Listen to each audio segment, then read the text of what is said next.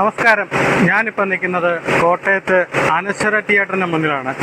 ഒരു കാലത്ത് ഒരുപാട് സിനിമാ സ്വപ്നങ്ങൾക്ക് നിറം പാകിയ ഒരു സിനിമാ തിയേറ്ററാണ്. ഞാൻ ഒരുപാട് സിനിമകൾ എല്ലാം ഇവിടെ വന്ന് കണ്ടതാണ്. എന്നാൽ ഇനി ഈ തിയേറ്റർ എന്ന് പറയുന്നത് ഒരു ഓർമ്മയായി മാറുകയാണ്. കോട്ടയത്തെ ഭാരത് ഗ്രൂപ്പ് ഇത് ഏറ്റെടുത്ത് ഇത് പൊളിച്ചുകൊണ്ടിരിക്കുന്ന കാര്യങ്ങളാണ്. അത് പണ്ട് കാലത്ത് ഒരുപാട് തമിഴ് സിനിമകളൊക്കെയാണ് കൂടുതൽ ഈ തിയേറ്ററിൽ വന്ന് നമ്മൾ കണ്ടുകൊണ്ടിരുന്നത്. എന്നാൽ ഈ അടുത്ത കാലത്ത് ഞാനിവിടെ അവസാനമായിട്ട് വന്ന് കണ്ടത് നമ്മുടെ പുതുപ്പള്ളി സ്വദേശിയായ സുജീഷ് സംവിധാനം ചെയ്ത ഒരുമ്പട്ടവൻ എന്ന സിനിമയാണ്.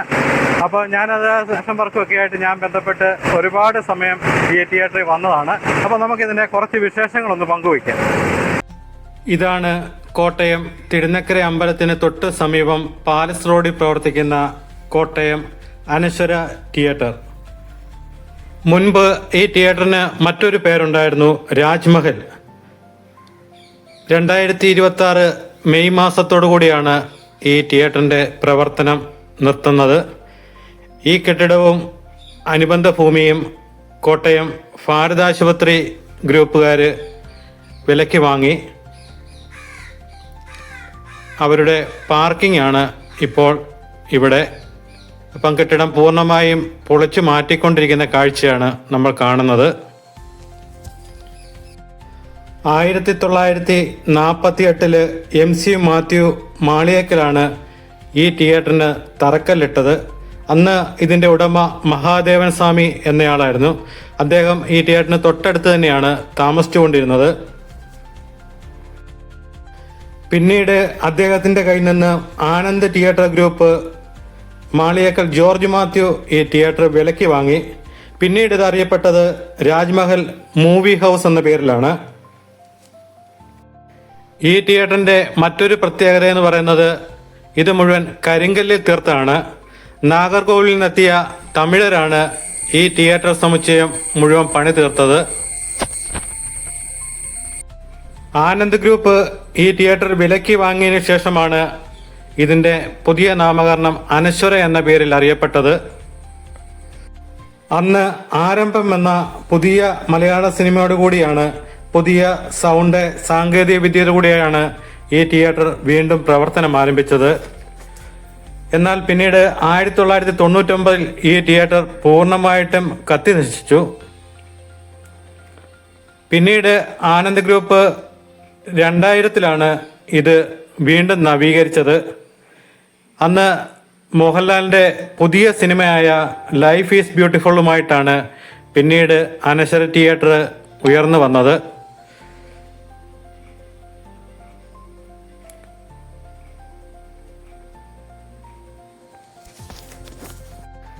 പിന്നീട് വീണ്ടും Tamil cinema, Hindi cinema, English cinema എന്നിവ മാത്രമായി അനശ്വര തിയേറ്റർ ഒതുങ്ങിയായിരുന്നു. പുതിയ മലയാള ചിത്രങ്ങളൊക്കെ വളരെ വിരളമായിരുന്നു. നമ്മൾ ഇരുന്ന് കണ്ട സീറ്റുകളെല്ലാം ഇവിടെയായിരുന്നു. ഇതെല്ലാം അഴിച്ചു മാറ്റിക്കൊണ്ടിരിക്കുകയാണ്. സ്ക്രീനുകളും എല്ലാം പാടെ മാറ്റി.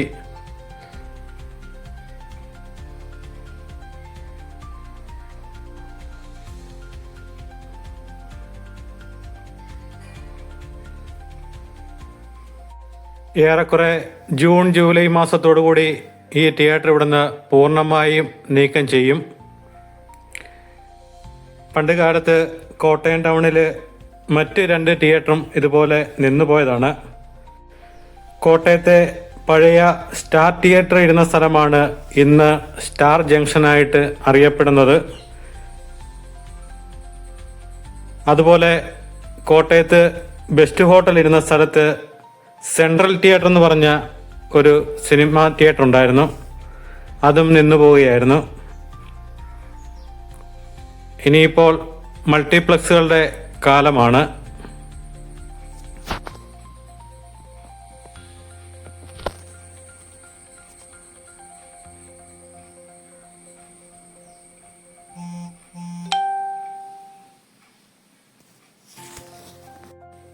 ഓരോ സിനിമാ തിയേറ്ററുകളും നിന്നു പോകുമ്പോൾ സിനിമ ആസ്വാദകരുടെ മനസ്സിൽ ഒരുപാട് സങ്കടങ്ങളും ഓർമ്മകളും ഒക്കെ മിന്നിമായും. എന്നാൽ ഇത് കോട്ടയം ഭാരത് ആശുപത്രി ഗ്രൂപ്പുകാർ ഏറ്റെടുത്ത മൂലം അവരെ സംബന്ധിച്ച് അവർക്ക് വലിയൊരു അനുഗ്രഹം തന്നെയാണ് ഈ തിയേറ്റർ ഇരുന്ന സ്ഥലവും മറ്റും. കാരണം അവിടെ പാർക്കിങ്ങിനും സ്ഥലപരിമിതി മൂലം വളരെയേറെ ബുദ്ധിമുട്ടിയിരുന്നപ്പോഴാണ് അവർക്ക് ഇത് കിട്ടുന്നത്.